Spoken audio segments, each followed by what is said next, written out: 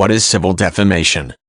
Civil defamation is a type of crime in which the accuser claims that their image has been unfairly and maliciously damaged by the words of the defendant. Generally, though not always, a statement must be untrue to qualify for defamation protection. In order for the case to be civil rather than criminal, the crime must be harmful to the accuser rather than to the state. Human civilization has battled the arena of defamation for almost the whole of its existence. In ancient Rome, convicted defendants of defamation were subject to civil penalties, such as paying damages. This frequently remains the case in modern law, though most regions have varying limits and forms of penalties. Generally, civil defamation suits aim for a monetary settlement and the justice of being cleared in court rather than for jail time or other penalties. Truth is an interesting concept in civil defamation law.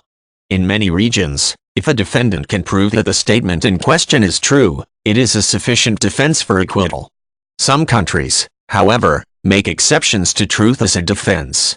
In the Republic of Korea, for instance, a statement needs to be shown only to be malicious and damaging to be considered defamation, whether or not it is true.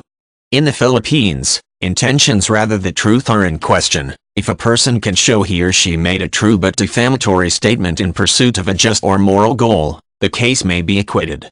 Some regions also prohibit defamation of the dead, even if the statements are true, as the defamed person is incapable of making a defense.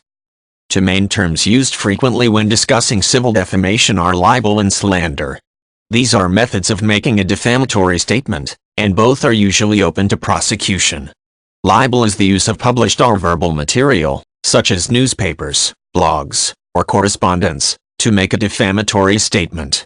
Slander is the oral method for defamation. A statement need only to be made to a third party to be considered defamatory under some laws. News media personnel have to walk a thin line between defamation and speculation. Many defamation cases involve members of the press.